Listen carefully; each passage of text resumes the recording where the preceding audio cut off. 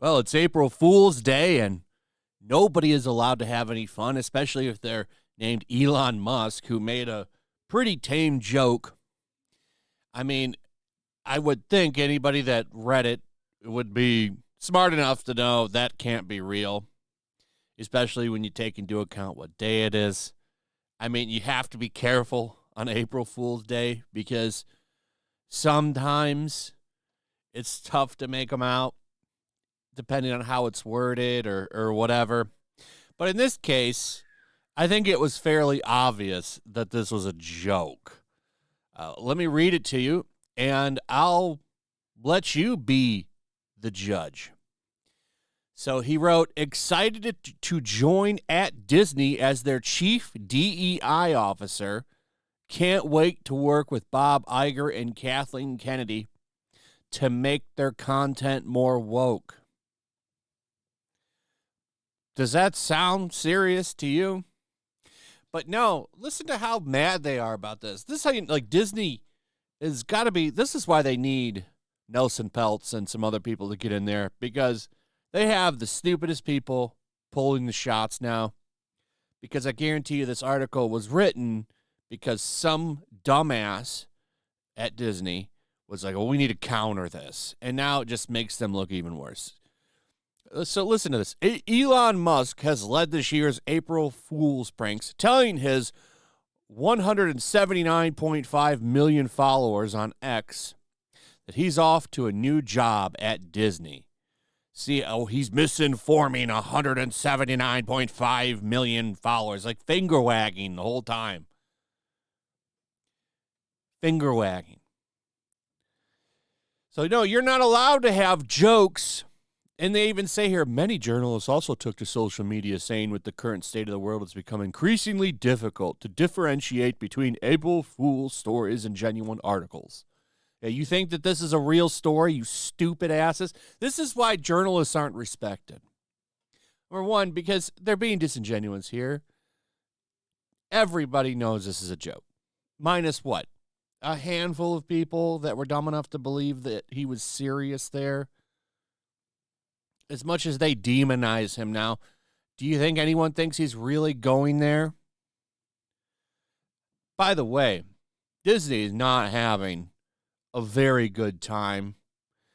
Nelson Peltz, as you know, the based investor, will probably get in to the Disney board and introduce a little bit of chaos to the process, which will be absolutely hilarious. I don't know how much change will happen, because it's like one man against the entire board. But it will bring a little bit of chaos, a little bit of frustration, and you might see some resignations, because I don't think he's going to go anywhere. I think he'll sit there as long as he can and really thrive on making Iger's life hell, which, of course, is funny to me. He's got a lot of votes, likely going to get in. I don't know about the other guy. I forget his name. Jay. Yeah, here he is right here. Jay. He used to work at Disney a long time ago. If they both get on there, that'll be even better. But we'll see. We'll see how it goes.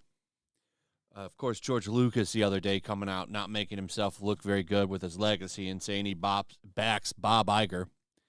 Anybody that knows the story behind the selling of Star Wars, which you can read in Bob Iger's book, where he brags about pretty much strong-arming George Lucas into selling Star Wars to him. And then Lucas backs him.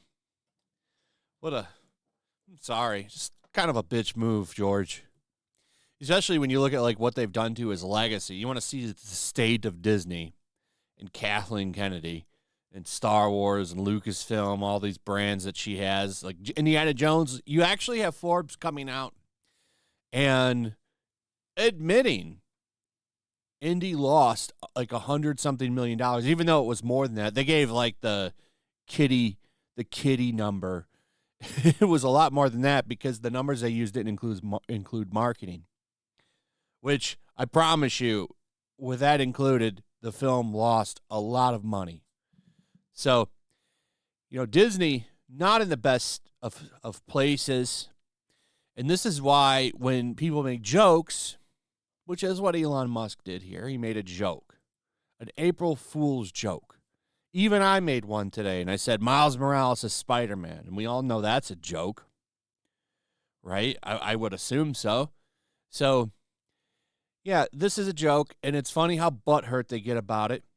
But these outlets like Deadline and Kotaku, who I'm going to talk about in my next video, they're not going to last anymore because them putting these corporate interests first has really screwed them. And all of them are losing money. Most of them are going to be shut down in a year or two because they're all going to go nuclear again, just like they did in 2016 and in 2020. And it's going to continue to run them down into the ground.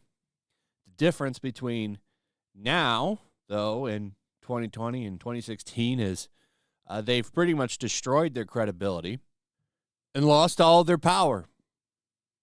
And Hollywood hasn't helped itself by doing the same thing the journalists have been doing by putting out propaganda and stuff like that. Like, look at this. Paramount's debt rating downgraded to junk status as cable TV subscriptions plunge. There's more to that with Paramount being junk. Probably because they've put out a lot of junk, and I'm pretty sure that they've lost money in their Paramount Plus streaming service, which no one talks about. No one really cares about. So it's not just Disney that's hurting. All of them are hurting. Even Warner Brothers, which had the two biggest movies last year, or the biggest movie last year, Barbie. They made barely any money last year. I don't even think they made money. And they had the biggest movie of the year. So Hollywood is in the worst place it could be. And it's going to be an interesting year. I can tell you that. Especially when they're getting butthurt about Elon Musk April Fool's jokes, of all things, which is absolutely ridiculous. Anyway, that's pretty much it. Let me know what you guys think about all of this. I'd like to hear from you in the comments. Also, if you would, please like, subscribe, share the video. Make sure you're still subscribed. Hit that notification bell. And I will see you guys on the next one. Peace. Make sure to check out my locals. There's a link in the description. It's a fun community that I'm trying to build over here.